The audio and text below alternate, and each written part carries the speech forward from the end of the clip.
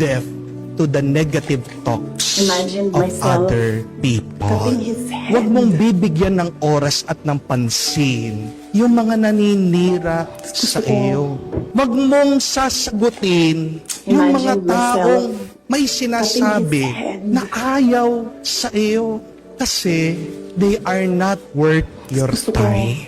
Lalong-lalo na pag Imagine sinagot myself mo sila, cutting his mauubos lang ang hand. lakas mo, masasayang ang oras mo na pwede mo namang gamitin Gusto ko. sa iba pang mas makabuluhan at mabuting Imagine bagay. myself Again, do cutting not his waste hand. your time with negative people, with your haters, with your Gusto ko. bashers. Because these people stops you myself from achieving cutting his greatness, hand. success, and holiness in your life.